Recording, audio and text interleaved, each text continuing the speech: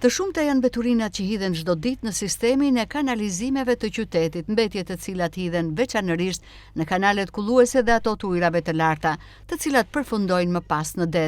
Nazir Habibaj prej 10 vitesh angazhohet me pastrimin e mbeturinave, të cilat përfundojnë në detin Adriatik. Ai thotë se kryesisht pas ditëve me reshje shiu, pastron nga Bregdeti tonelata të gjitha mbetjeve. Mbetje këto që janë kryesisht sipas Habibajt plastike e deri tek orendit shtëpiake. Mbeturinat që hidhen në rrjetin e kanalizimeve sipas Habibajt bllokojnë kanalet kulluese të qytetit dhe nga ana tjetër dëmtojnë biodiversitetin. Unë jam i punësuar të shërbimet publike dhe çdo ditë të vitit mëngjes darkë mbas dite e kontrolloj zonën e çdo mbeturin që edhe populli i pandërgjeshëm. Tu duhet qytetërim, duhet media të punojnë me të madhe që të arrije diçka se është e pamundur. Njerëzit ulen anë fara edhin mbeturina vend dhe pa vend. Këto hidhen nëpër kanale dhe i sjellin shirat në detin e kanë bërë depozit, e kanë bërë si landfill. Edhe speciet po zhduken nga mbeturina se nuk jetojnë dot. Me shishet e plasmase duan edhe ata habitatin e tyre. Të gjitha janë Coca-Cola, gjaketa, dysheqe, krevate pa fund, nuk në gjë pa hedhur.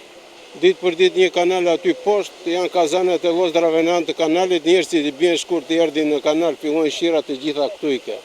Kemi dy fenomene kur ndodhin një rreshje të shiu dhe deti keq, mbeturinat e detit algat ato nuk janë shumë problem se ato vinera jod i detit nuk sjellin pisllëqe, po që janë kanaqet, shishera, çdo gjë, gjaketa është mbushur deti është e pamundur, nuk mund ta pastrojnë dot. Punën e tij të përditshme e përshkruan si tepër të mundimshme, ndikuar nga dora e njeriut që ndot, sipas tij gjithçka. Habibaj ka dhe një apel për qytetarët të mbajnë pastër ambientin si shtëpinë e tyre. Të gjitha problemi është se bllokuarja i shikoni. Sa do mjetet e bashkisë i shikoni në dispozicion janë në punë jemi 24 për 24, sidomos tani që është sezoni, vazhdojmë punojmë. Është që ke mundishme, po puna duhet bërë, se nuk mund të justifikojmë duke ndënjur, duhet punuar gjithë, ndërmarrja është në dispozicion. Mora në telefon përgjegjësin për automjetin direkt e solli për ta pastruar.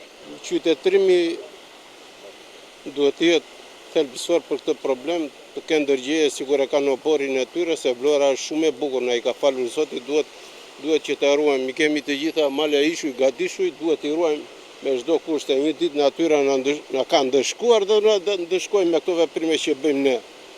Duhet që të ruajmë si sytë e ballit. Krahas ndërgjegjësimit të qytetarëve në Vlorë duhet të punojnë më tepër dhe organet legjizbatuese, policia bashkiake, policia e shtetit, institucionet në mbrojtje të mjedisit duhet të evidentojnë rastet dhe të vendosin gjoba të majme për çdo që ndot sistemin e kanalizimeve apo ambientin përreth.